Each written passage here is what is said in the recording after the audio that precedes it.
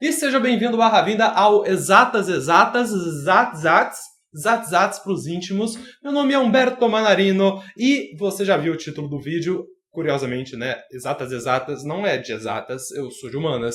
E o vídeo de hoje vai ser justamente para contar essa trajetória meio esquisita pra vocês. Não vai ser um vídeo pra falar de te convencer a não fazer engenharia, a não fazer matemática. Não tem nada a ver com isso. Eu vou contar a minha trajetória, a minha experiência. Tem nada pra te convencer. Na verdade, vai ser um vídeo em que você vai sair com mais perguntas do que respostas. Que nem no vídeo anterior do Fui Mal no Enem e Agora. Vamos que vamos, mas antes eu tenho que agradecer a hoje patrocinadores. Adoro essa palavra. E o patrocinador do nosso queridíssimo vídeo é o PDF Elements.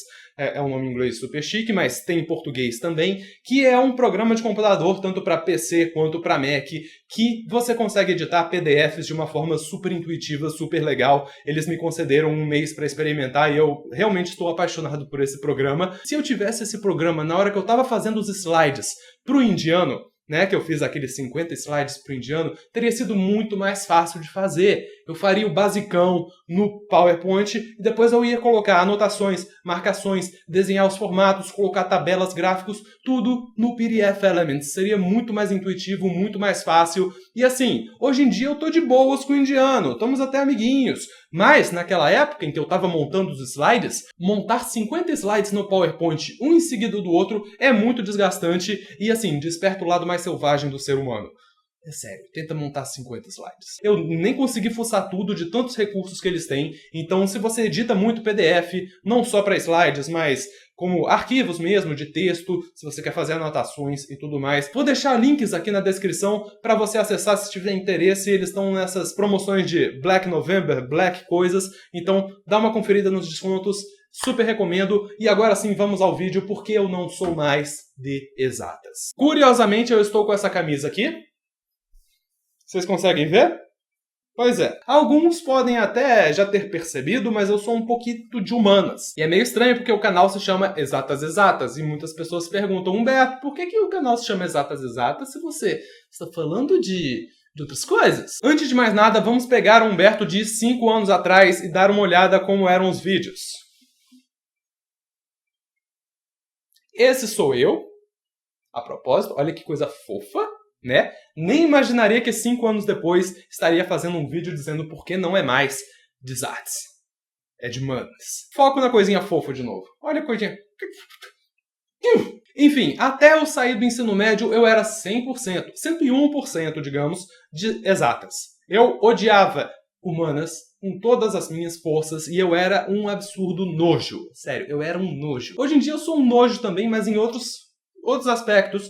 Naquela época eu era mais nojo ainda, não só não gostava de humanas, mas eu olhava para as pessoas que eram diferentes de mim, que gostavam um pouco de humanas, que liam coisas um pouco diferentes, eu olhava com desdém, era feio. Eu até contei para vocês num vídeo do ano passado, sobre o 3º ano do ensino médio, que eu olhava, teve um menino que estava lendo Nietzsche. Dentro da minha cabecinha desdenhosa, eu pensava, por que alguém estaria lendo um livro desse se não cai na prova? E realmente olhava com muito desdém para todo mundo que pensava diferente de mim. Era feio, era um nojo. E é claro que esse desdém pelas matérias humanas também estavam inseridas num contexto de muita má sorte minha e de um sistema educacional ruim ao longo de toda a minha vida para as matérias humanas. Só valorizava decoreba. Eu estudei 7 anos no Colégio Militar de Brasília e a gente usava para história e geografia os livrinhos do Marechal Trompovsky, que era, minha mãe brincava, que eram os livros do Marechal Bostovsky, porque eram muito ruins. Só valorizavam decoreba, decoreba e decoreba. É Bostovsky mesmo. Minha mãe adora inserir a palavra bosta no meio de qualquer coisa. Lacoste, a camisa, ela fala Laboste. É maravilhoso. A minha mãe, ela é super criativa com a palavra bosta. Te amo, mãe. Mas o pior de tudo não era... Mas o pior de tudo não era nem que valorizava o decoreba, era que eu ia muito bem nas provas. Se eu tirava 9.4, eu achava que era pouco, porque eu estava sempre acostumado a tirar 9,5 e 10 só decorando. Mas eu pergunto, será que isso vale a pena? Só decorar e acertar e tirar e ir bem na nota? O que isso está me acrescentando realmente como ser humano? Enfim, foi nessa aí que eu passei para Química no vestibular da UNB. Fui bem no vestibular, passei em Química, então foi aquele negócio que o pessoal falou, Humberto, você teve nota para passar em Medicina, você entrou para Química, você é meio esquisito. E sim, eu ainda sou meio esquisito, mas naquela época eu era mais esquisito ainda e entrei pra química. Nada contra quem vai fazer química. Hoje eu não faria mais. Mas entrei pra química na UNB e foi aí que o meu mundo começou a ruir. O meu mundinho de exatas começou a ruir. Ganhei uma bolsa de estudos para estudar no Japão, química. Fui pro Japão, e é uma coisa que eu falei no último vídeo, ao longo de toda a minha vida eu simplesmente não questionava. Por incrível que pareça, eu vivia tão no automático que quando meu amigo falou, Humberto, olha, uma bolsa pro Japão, eu não parei pra questionar, caramba, Japão, será que eu quero ir? Eu simplesmente falei, ok, vou aplicar. Acabei passando. Extremamente absurdo, é difícil de acreditar, eu tenho certeza que é, mas eu simplesmente fui.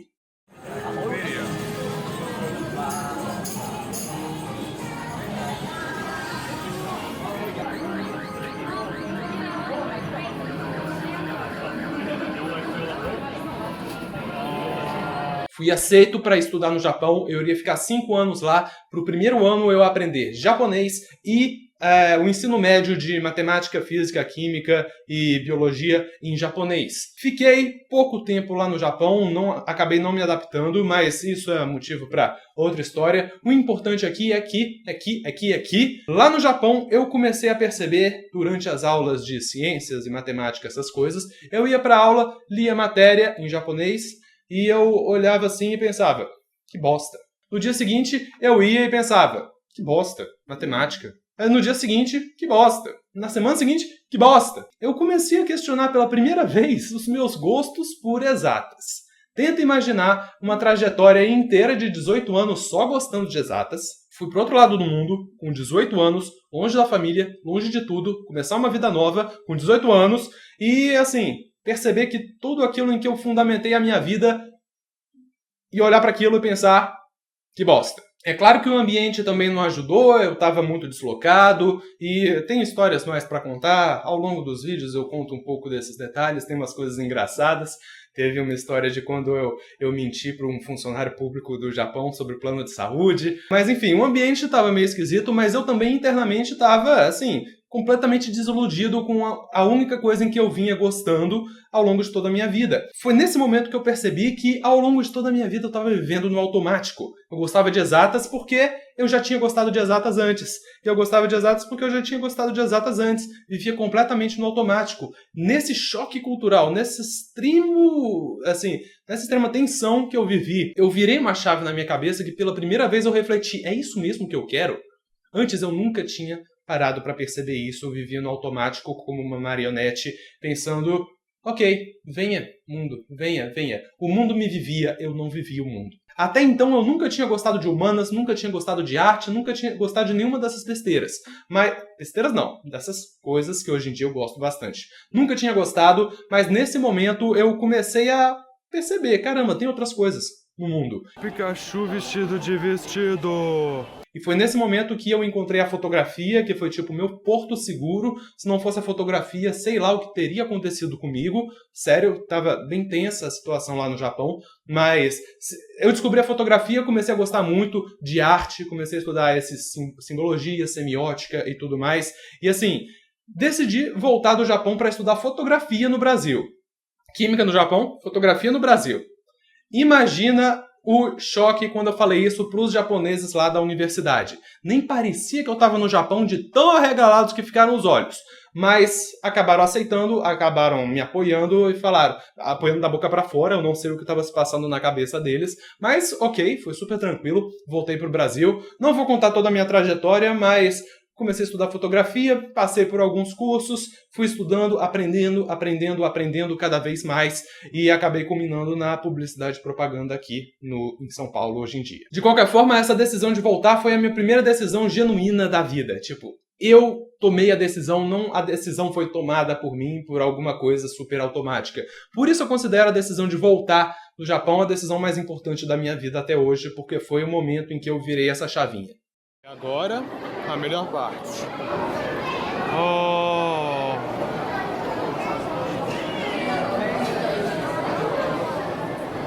E não importa muito esses cursos que eu fiz até chegar aqui, mas o importante é que, pela primeira vez, eu estava querendo aprender. Eu comecei a estudar semiótica, comecei a estudar depois psicologia, Jung, Freud, psicanálise. Pela primeira vez, eu fui percebendo que tinha muitas lacunas na minha vida.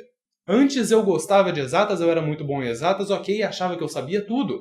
Quanto mais eu estudava essas coisas diferentes que eu nunca tinha tido interesse ao longo da vida, eu fui percebendo que tinha muitas lacunas, que eu não sabia tudo. Olha só que loucura! Eu não sabia tudo! Né? Eu acho que quanto mais a gente estuda, mais a gente percebe que mais tem que estudar. O interessante é que eu ia querendo aprender por conta própria, não para passar numa prova. Hoje em dia eu leio de tudo porque eu quero aprender de tudo. É uma loucura. Comecei a gostar de aprender. Hoje em dia não tenho ranço de exatas, mas não me vejo trabalhando em exatas. Gosto, claro, de ciências, curiosidades científicas, mas não me vejo trabalhando com isso. Gosto bastante da publicidade, não sei se é isso que eu quero para a vida, até porque eu estou gostando muito de fazer vídeos para o canal, então ainda está meio nebuloso, mas se vocês quiserem saber mais sobre o curso, comenta aqui embaixo o que você acha, faz perguntas e vai ser um prazer responder para vocês. Junto com essa metamorfose ambulante do Humberto, veio também metamorfoses ambulantes dos Exatas. Se você acompanha ele há algum tempo aqui o canal, você sabe que teve muitas fases, algumas de que eu me orgulho mais, algumas de que eu me orgulho menos. Hoje em dia estamos na fase Zats, gosto bastante dessa fase, e hoje em dia, graças também às aulas que eu estou tendo de marketing lá na faculdade, que me faz pensar muito sobre a missão, sobre valores, eu fui percebendo uma grande missão que eu vejo aqui no Zats, que é fazer vlogs.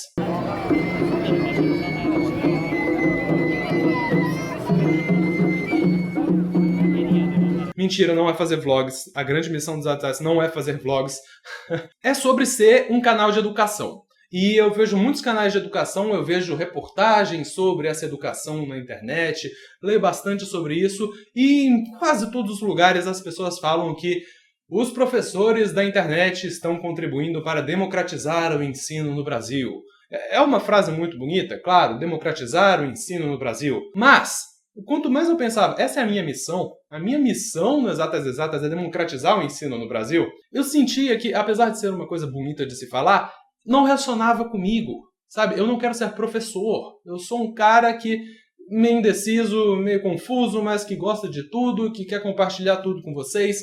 Então, assim, eu não me sinto confortável falando que a minha missão é democratizar o ensino. Mas, depois dessas leituras completamente aleatórias, peguei uma revista da própria faculdade em que eu estudo e que tinha uma frasezinha lá. Uma frasezinha que me tocou tão profundo que eu queria compartilhar com vocês. Que a missão dos professores, o cara falou assim, na visão dele, era despertar a paixão pelo conhecimento. E eu vi essa frase e eu pensei, caramba, que incrível. Eu amei essa frase de uma forma que ressonou tanto comigo, tão mais do que democratizar o ensino, eu aderi isso como a missão do meu canal. Eu posso acabar democratizando o ensino como consequência das aulas, como consequência dos vídeos que eu faço, como consequência das reflexões que a gente está fazendo, das perguntas que nós estamos levantando. Mas a missão que eu aderi para o Exatas é despertar a paixão pelo conhecimento. Se para isso eu vou fazer uma videoaula, que faça a melhor videoaula possível.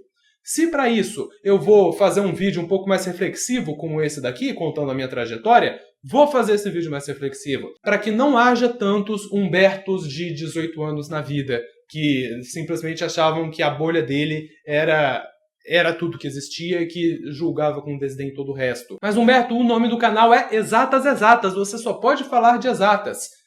E eu não sinto isso. Não sinto isso sinceramente. Se tem gente que está inscrita que só quer mesmo videoaula de exatas, tudo bem, é natural que algumas pessoas não se sintam representadas.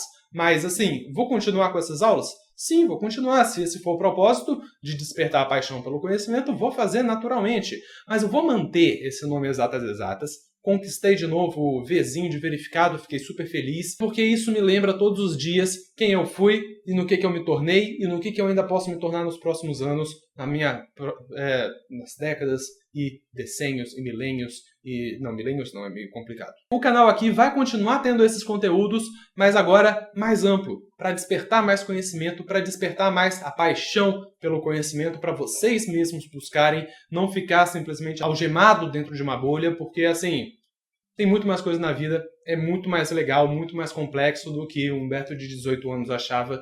Eu espero que você tenha gostado desse vídeo, agradeço demais. E é isso. Eu vejo vocês no próximo. Falou!